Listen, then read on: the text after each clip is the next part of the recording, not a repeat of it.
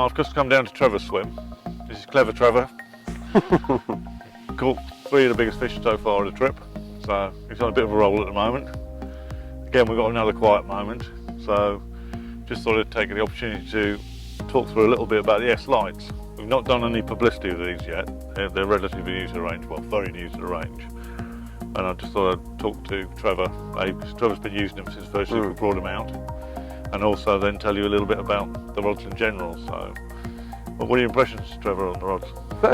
First impression, obviously I wasn't fishing the water of this scale with the fish of this size, just the normal day ticket water, so catching mid doubles, not a problem at all. And then obviously we moved on to bigger waters, and then obviously come over here, as we know, and they just, whatever you put in front on the end of them, they're just taking it in their stride, no problem at all. Like, there's no fear of bumping fish, there's nice playing action on them. I can't fault them, to be fair. You're using the one we call the 13-foot sleeve, aren't you? So. Yeah, I went for that option because obviously I'm quite lanky, so I can obviously... That's one way of putting it. Yeah.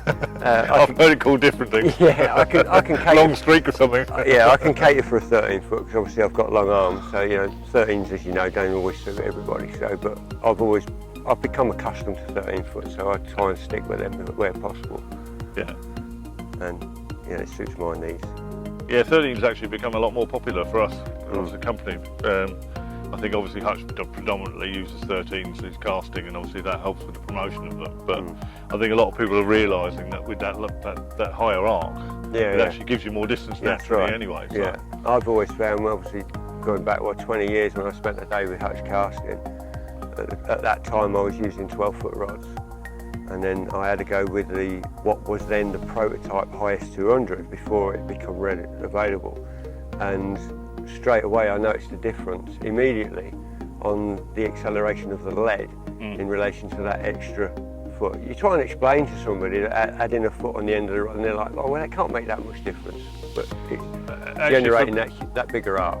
Yeah, from a technical standpoint as well, obviously, when we design rods, it's a strange thing because it's a lot easier to make a really nice 13-foot rod with a soft tip and yet plenty of backbone in the butt to middle. Yeah. 12-foot 6 is a kind of midpoint, and I like 12-foot 6s anyway. But when you get down to a 12, the 12-foot model, the original high sieve we did, which matched the 13-foot high sieve, the 12-foot was never as nice a rod for fish play. Too stiff in the tip. Yeah, exactly. Right. Yeah. So hence, there was an awful lot of work went into getting what we call the ER model, 7 or 8 prototypes to actually get that tip response similar to the 13-foot. So it actually makes a lot of difference. It's not more complicated to make a rod of shorter and keep the same action as the 13. Right. Yeah. I mean, as you know, obviously when I ordered these from you, I went for the 50mm ringing. I've always been a favourite, because then they cater for both scenarios. Yeah. If you limit yourself to a 40, you're kind of limited. On a rod like that, on a 50mm all day long. Why not use a 50? We use very lightweit frames anyway, so it doesn't they don't weigh. They weigh next to nothing, to be fair, in relation to rods on the market nowadays. And I like this feature as well with the reel seat, where you can actually decide. It's a comfortable reel seat because you've got the finger grip there. And because you can... Yeah, it sits literally either side, thumb and finger, yeah. So. And it's different because you can see the blank through the side, whereas a fully enclosed reel seat, you can't. So again, it's obviously for those that are a bit tackle tight, it's just another little tick in the box, isn't it? Yeah, well, again, we've become very much known for our clone seats, and the advantage of the clone seat is that you're in contact with blank effectively through the carbon, because it's made from the same carbon as blank. And what we've done, obviously, with these, the same concept. There's an open reel seat with a carbon spacer, which puts you literally in direct contact with the blank itself. Yeah.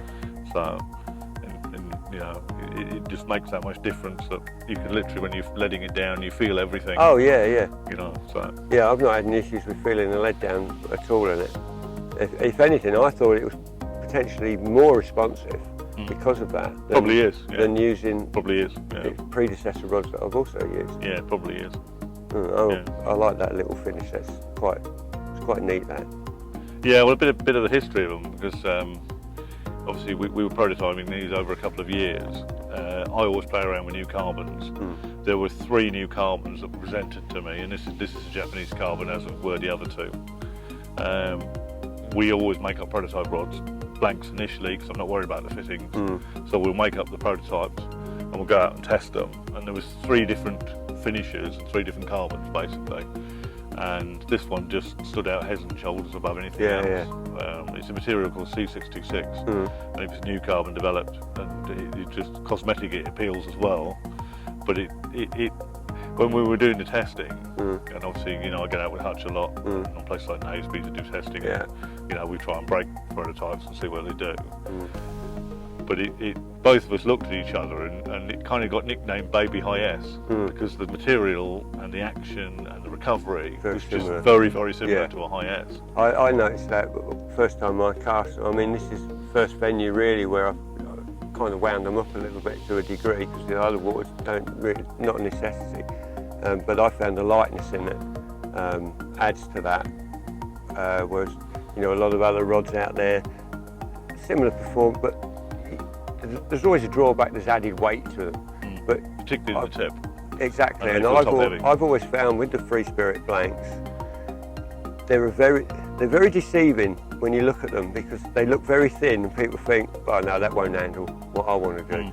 And when you see what Hutch puts them through, people need to see what he does with them, and then you think in your own mind, well, if he can do that, well, if they haven't seen it, the What Can You Cast video is worth watching. Yeah, with the iron and when you get an iron and the Breville and everything else. The frog or something. Yeah, that's worth looking at. So, it just demonstrates, I think, how strong the rods can be. Yeah. But we you know, we always try and find something a bit different in our material, but it has to sort of fulfil the, you know, the same concept of being nice tip recovery and tip speed. You know, and nice balance to it. Yeah, and power in the butt section at the same time. Yeah. I mean, the fish that I've had so far up to 45, I mean, they're handling it no problem at all. You know, one of them gave me a bit of a run around under the rod tip, tried to get around the corner there. Tip bends right round, and all of a sudden then the butt section kicks in, and it's like it just stops it, turns the fish around, and it's like, you know, a lot of other rods just keep bending, and you just can't stop them. Interesting you say always about got something in reserve, because the material itself, you know, when we first released the High S's, everybody said they're way too slim, they'll break.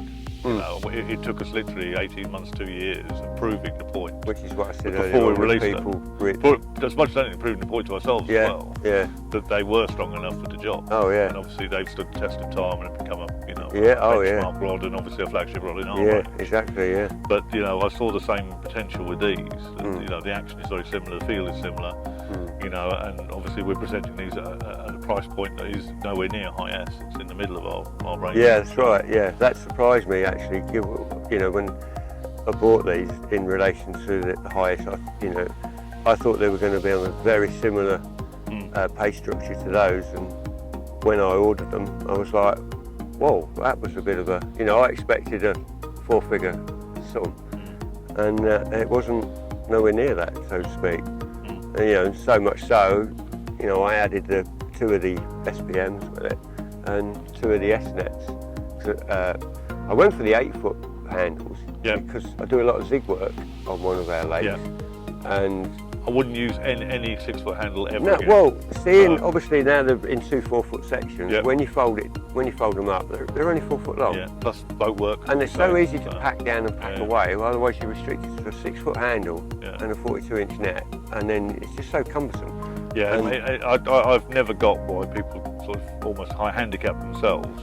You know, you've got weeded margins, you've got reed beds, or you've got lily pads, and even then, you know, you're trying to reach with a shorter handle. Yeah, and you've got a 10, 12-foot zig on.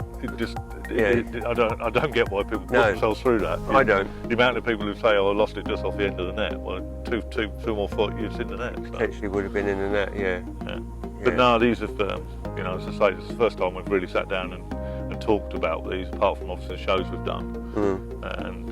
You know, again, they come with the durable finish on them as well. I like that feature. Obviously. Again, with all your rods. And the different colour whipping's nice. Yeah, we've had a lot of comments about. We used a different purpley colour. We've had a lot of comments about it. I think that's quite nice actually. You got the blue for the High S, and you got the gold for the E-class. And you've got the purple for the S. So, you know, people that are not familiar with the rods, they can kind of identify what range of rod it is by the colour of the whipping on there. Yeah, we start this range of rods at £3, so. There's £3.40. In fact, that's the only £3.40. I paid a bit more than that, sorry. So, and then there are obviously 50mm versions.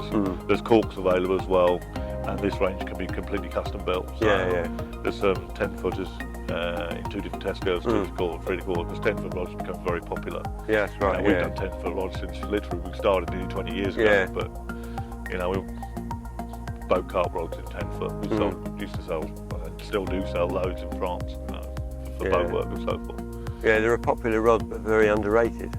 Yeah, well, as I say, the 10-foots are becoming very, very popular now, and not just as stalking rods, but as small water carp rods. What leads are you actually using on these? I've got 3.5s on at the moment. I mean, we're not fishing a massive distance, only about 100 yards. Yeah.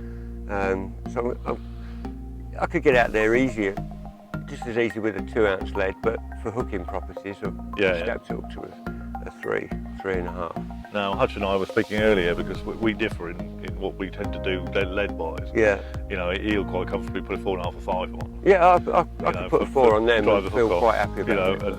But I quite like the other way. I'll go a 2.5. Yeah. And that's where the tip comes in. You need that tip to be able to push a 2.5 or something. These sort of rods, especially 13-foots, if you're fishing waters, there was water near me called Coleman's, and they had a leader band. Right. So you taper line wasn't an option either. So to be able to push, I think I was using a strong 10-pound line, but pushing it 165 without a leader. That's quite something. Again, the tip. Using a 2.5-ounce lead, accelerated quickly, but smoothly, obviously with a softer tip, so you don't get any crack-offs. Yeah. So I got amongst quite a lot of fish until everybody else sussed out what he was doing. You're saying that on here, obviously, one of the lakes I used to fish a long time ago, you was able to use a leader, i.e. you could use a braided leader. I'm not going to beat about the bush on it. Again, obviously, we've come here, there's no need for that necessity, but I was surprised on how soft the tip was, given the test curvature of the rod in relation to 12-pound line. Yep. Which is, I believe that's 0.34, 3.5. Depends on the line, it could be anything from 3.3 to 3.5. Yeah, I believe that's 3.5, I believe that one. But I was surprised actually how it progressed it through, rather than some rods tend to lock up and snatch, and then you get that inevitable crack off. Yeah. These I found quite soft. Well, I've always been a big fan of the overfit joint. Because I've always thought a spigot takes away something. That's from right. And you're also adding a solid section in the middle. That's it, you get so a you dead end up, spot. you have to have a dead spot. And that's where it. That's and where potentially you get a breakage just above on the tip section, especially when you're winding it up. Yeah. I always think that it flows much more through the rod. Yeah.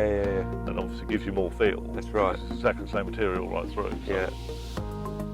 Well, thank you, Trevor. No worries, Simon. Thank you for your kind words as well. Yeah, not a problem. Just as the last point, obviously S-Lites are very, very new. That we will be doing other features on the S-Lites. The next one will probably be on the 10-foot rods, because they are becoming very popular. And we'll show more of this range and more of this range in action. Thank you again, Trevor. No worries, thanks, Simon. Thank you.